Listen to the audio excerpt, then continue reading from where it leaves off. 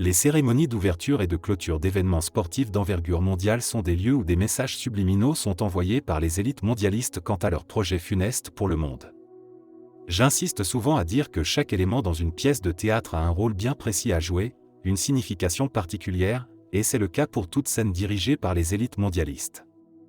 C'est ainsi que ces cérémonies contiennent des scènes avec des figures qui peuvent laisser pantois toute personne non avertie. Cela aurait été surprenant que les Jeux de Paris en fassent l'exception. C'est ce que nous avons pu vérifier lors des cérémonies d'ouverture et de clôture des Jeux Olympiques de Paris 2024.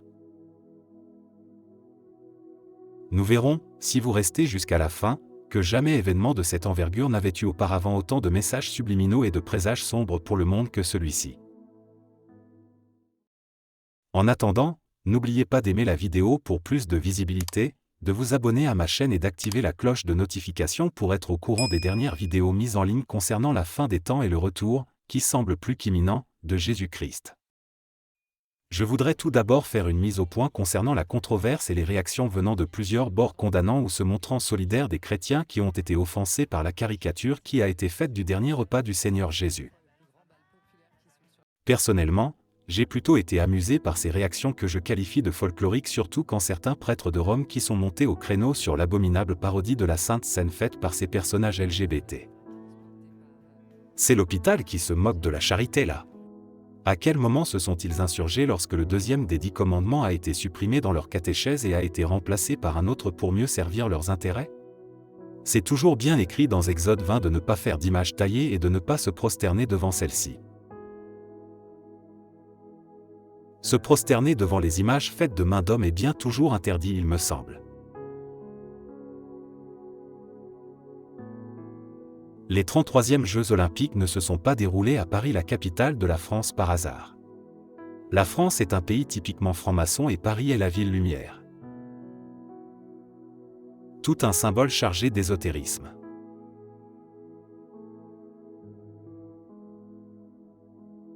Contrairement aux précédents Jeux, il fallait que ces 33e Olympiades marquent une différence et cela a été le cas. La symbolique du chiffre 33 est très forte chez les membres de cette classe élitiste.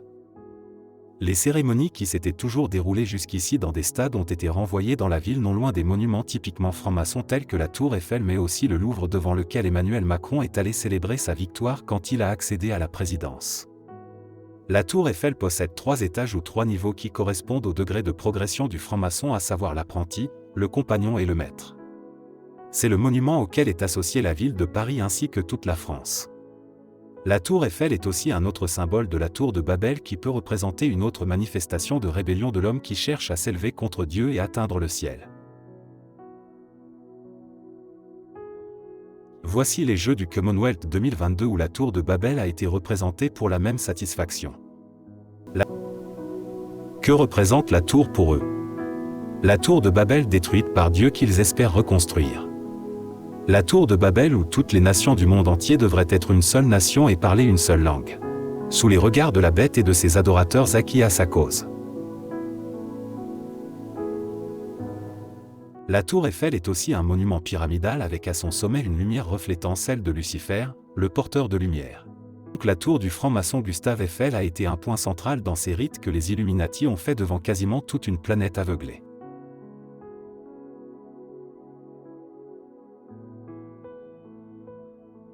Un veau a eu une place de choix lors de la cérémonie d'ouverture de ces Jeux.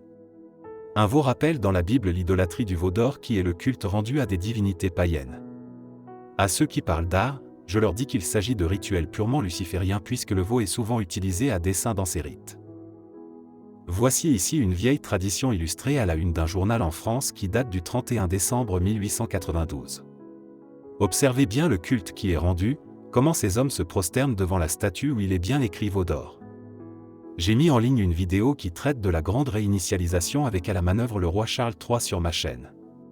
Je mets en avant des rituels du même genre lors des Jeux du Commonwealth de 2022.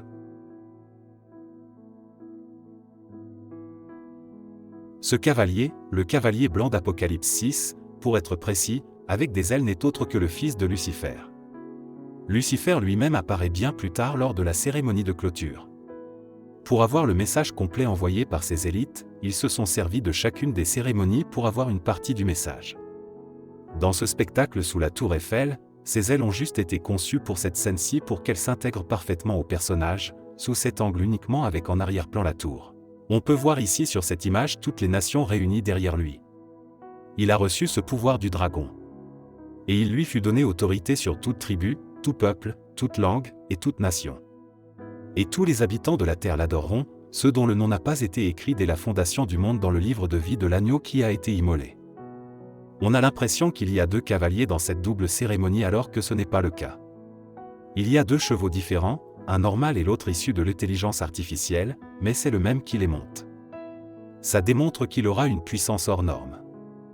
L'apparition de cet impie se fera, par la puissance de Satan, avec toutes sortes de miracles, de signes et de prodiges mensongers, et avec toutes les séductions de l'iniquité pour ceux qui périssent parce qu'ils n'ont pas reçu l'amour de la vérité pour être sauvés. Avec son accoutrement, l'homme mystérieux a l'air d'un esprit ténébreux. Beaucoup ont dit avoir reconnu les traits du personnage d'un jeu vidéo très célèbre. Je pense qu'il a plutôt des traits de Voldemort. Voldemort est un sorcier doté de très grands pouvoirs.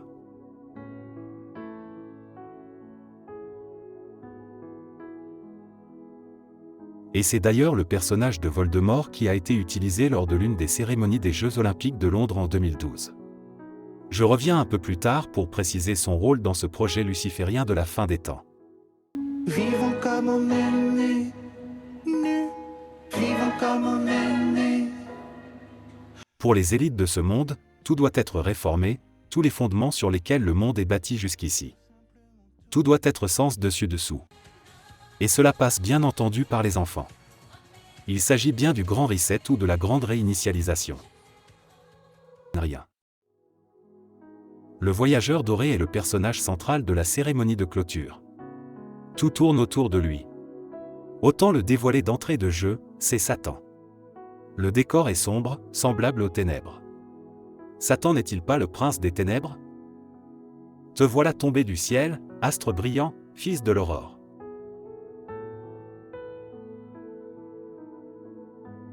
Regardez comment il est paré, on a l'impression qu'il s'agit de pierres précieuses. N'était-il pas un astre brillant? Tu étais en Éden, le jardin de Dieu, tu étais couvert de toute espèce de pierres précieuses, de sardoine, de topaze, de diamant, de chrysolite, d'onyx, de jaspe, de saphir, d'escarboucle, d'émeraude et d'or. Tout a été orchestré pour qu'il se trouve au milieu du pentagramme avec les faisceaux lumineux, comme la figure du Baphomet. À sa suite, des créatures obscures et lugubres se joignent à lui sur la scène venant aussi bien des airs, des eaux que de la terre. Il est sur la scène avec toutes les catégories d'anges déchus. Parmi ceux-ci, on peut distinguer des figures comme celle des extraterrestres. Ici, il se trouve au centre avec tout autour de lui la multitude qui se prosterne devant lui.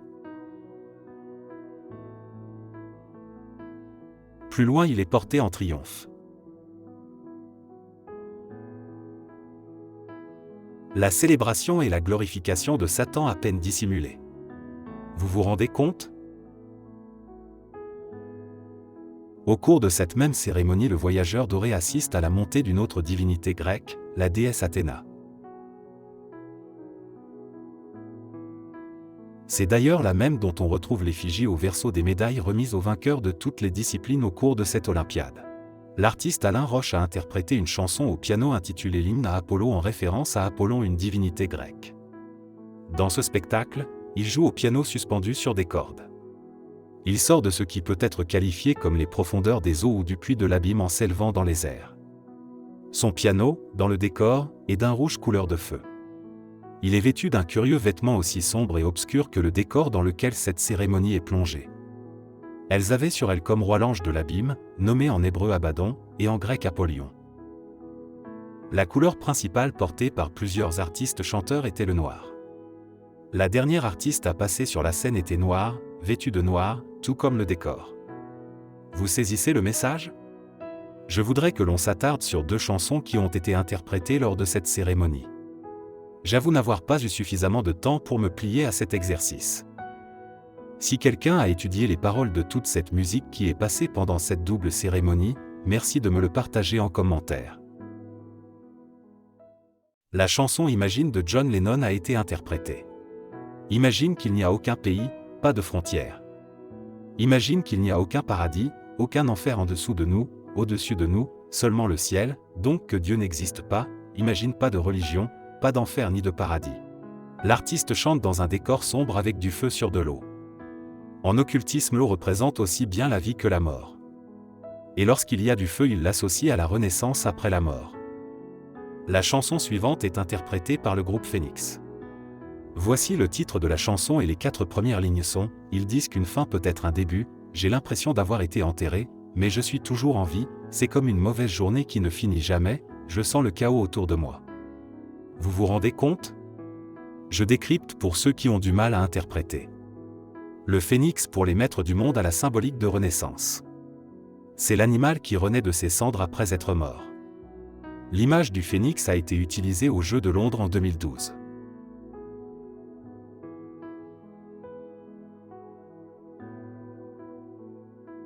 Ici nous avons un peu plus d'éléments pour l'énigme entre le nom du groupe et les paroles.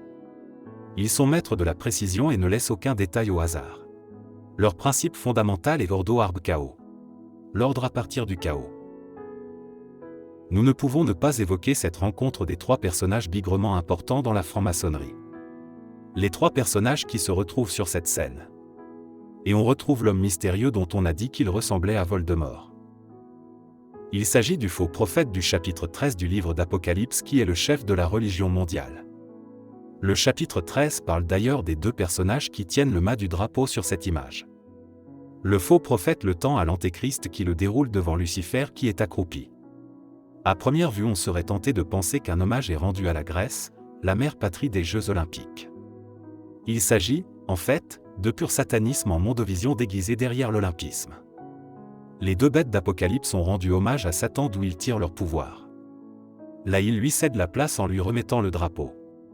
Celui qu'on a vu sur tous les fronts lors de la cérémonie d'ouverture revient ici, en compagnie des 2 autres personnages principaux de cette double cérémonie. Ce qui nous donne de penser qu'ils représentent le faux prophète. Quand ils font se rencontrer 3 divinités, il ne s'agit pas à proprement parler de la bête, du faux prophète et du dragon. Par contre, vu sous l'optique des maîtres du monde, il pourrait s'agir d'une représentation de leur dieu Jabulon qui est un mélange de 3 divinités. Ce qui nous donne de réaliser que le monde entier a assisté à une haute forme d'initiation satanique. Nous allons terminer avec 2 images comme dernier tableau de cette vidéo. Dans l'occultisme, le pied plié est repositionné comme le pendu représente l'ultime reddition. Et l'autre image du Stade de France avec Anubis qui est un dieu funéraire de l'Égypte antique, maître des nécropoles et protecteur des embaumeurs.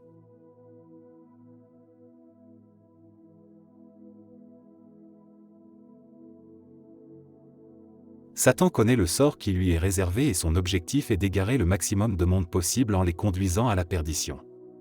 Satan ne recherche le bien de personne, bien au contraire. N'est-il pas le père du mensonge? Il mettra tout en œuvre pour mentir au monde, à la terre entière. Quitte à leur faire croire que c'est lui Dieu. Si les élites mondialistes ne font rien au hasard, Dieu le fait encore moins. Lui le créateur des cieux et de la terre, c'est lui qui connaît toutes choses. Aussi étrange que cela puisse paraître, ce projet de chaos, c'est aussi le sien. Car Dieu a mis dans leur cœur d'exécuter son dessein et d'exécuter un même dessein, et de donner leur royauté à la bête, jusqu'à ce que les paroles de Dieu soient accomplies. Il sait ce qui est à l'intérieur de l'homme et qu'il ne peut pas se sauver de lui-même, car aucune pratique religieuse, quelle qu'elle soit, ne peut régler le problème du péché de l'homme. La bonne nouvelle est que seul Jésus-Christ sauve. C'est lui que Dieu a destiné afin qu'il soit la victime propitiatoire, c'est-à-dire l'agneau de Dieu, celui que Dieu a frappé pour toi. Il te suffit tout simplement de te tourner vers lui et de croire en son sacrifice sur la croix pour tes péchés. Jésus a déjà tout payé. Et c'est gratuit, il suffit juste de te tourner vers lui pendant quelques minutes et de lui parler.